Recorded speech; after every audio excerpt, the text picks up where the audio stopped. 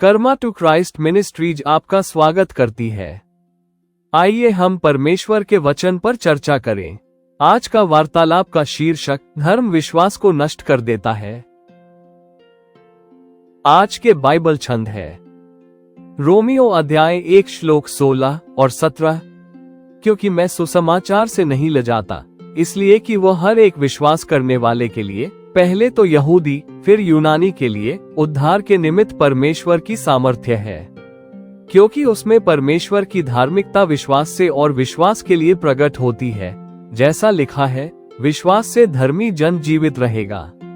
Romeo अध्याय 10 श्लोक 17। इसलिए विश्वास सुनने से और सुनना मसीह के वचन से होता है। उद्धरण चिन्ह इब्रानियों अध्याय 11 श्लोक 6। और विश्वास बिना उसे प्रसन्न करना अनहोना है, क्योंकि परमेश्वर के पास आने वाले को विश्वास करना चाहिए कि वह है और अपने खोजने वालों को प्रतिफल देता है। आप अपने विश्वास के साथ जो सबसे बुरा कर सकते हैं वह है इसे एक बॉक्स में बंद करना और इसकी शक्ति को सीमित करना। यही बात ईश्वर पर भी लागू होती है। धर्म नियमों, विनियमों, परंपराओं, मानव निर्मित दर्शन और मानवीय तर्क के माध्यम से यही करने का प्रयास करता है। आखिरकार इस प्रकार का विश्वास सारी शक्ति खो देता है और हम सृष्टिकर्ता के बजाय झूठे देवताओं और सृष्टि की पूजा करने लगते हैं। इसी तरह से धर्मों की शुरुआत होती है और वे लोगों को ईश्वर की पूजा करने और उनके विश्वास में बढ़ने के लिए स्वतंत्र करने के बजाय उनके गले में जंजीरें डाल देते हैं। विश्वास जीवित, शक्तिशाली, जीवन देने वाला और जीवन बदलने वाला होता है। ये ईश्वर की अलौकिक शक्ति, अदृश्य और किसी ऐसी चीज की गहरी इच्छा में आशा से पैदा होता है जिसे हम बदलना और सुधारना चाहते हैं। यह मृतकों को वापस ला सकता है, आपके रास्ते में आने वाले पहाड़ों को हिला सकता है, असंभव को प्राप्त कर सकता है, बीमारों को ठीक कर सकता है और यहाँ तक कि आपकी आत्मा को भी बचा सकता है। हालांकि हमारे विश्वास को इन सभी चीजों और इससे भी अधिक करने के लिए इसे ईश्वर के वचन पर आधारित होना चाहिए, अन्यथा ये केवल इच्छाधारी सोच है। ईसा मसीह ने सभी को विश्वास का एक माप दिया है। ये हम पर निर्भर करता है कि हम उस आस्था को कहाँ निवेश करते हैं और उससे हमें क्या मिलता है।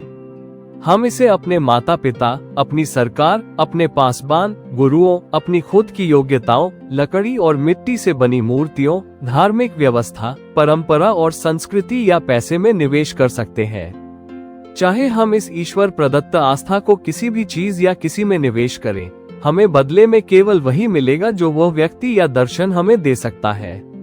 लेकिन जब हम ईश्वर के वचन में अपना विश्वास रखते हैं तो परिणाम हमें अभिभूत कर देते हैं, क्योंकि ईश्वर का कोई आरंभ या अंत नहीं है।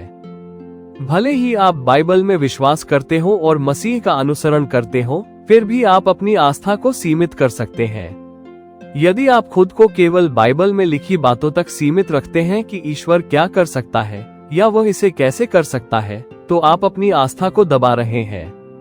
ध्यान रखें कि हमारे पास यीशु द्वारा किए गए सभी चमत्कारों का केवल एक छोटा सा हिस्सा है।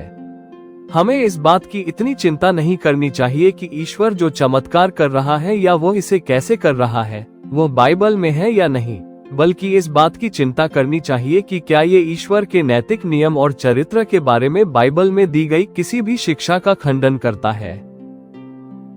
बाइबल में आस्था अपने आप में ही है, इसे आप और मुझे किसी वैधता की आवश्यकता नहीं है। लेकिन ये हम पर निर्भर करता है कि हम इसका उपयोग अपने जीवन को बदलने के लिए करना शुरू करें और परमेश्वर को हमें महान और अद्भुत चीजों के लिए उपयोग करने दें। आइए प्रार्थना करें। स्वर्गीय पिता, आप सभी प्रधानता और शक्ति के प्रमुख हैं। हे प्रभु, आप सभी के ऊपर प्रमुख के रूप में महान है। ईश्वर जो अत्यधिक महान है, शक्ति में महान और पराक्रमी, सबसे न्याय प्रभु, सबसे ईमानदार पिता, सभी को विवेक और विश्वास का एक माप देने के लिए धन्यवाद। धन्यवाद कि सृष्टि हम में से प्रत्येक के लिए आप पर विश्वास करने के लिए पर्याप्त सबूत है। आपकी अलौकिक शक्ति के बजाय मानव निर्मित धर्मों, परंपराओं और मानवीय तर्क में अपना विश्वास निवेश करने के लिए हमें क्षमा करें। हमें आपको और जो आप कर सकते हैं उसे हमारी समझ के अनुसार एक बॉक्स में रखने के लिए क्षमा करें। हमें वो विश्वास दें जिससे हम अपनी कल्पना से अधिक मांगने का साहस कर सकें। हमें सिखाएं कि आप पर अपने विश्वास के जरिए कैसे जीना है और हमारे लिए असंभव को घटित होने की उम्मीद कैसे करनी है।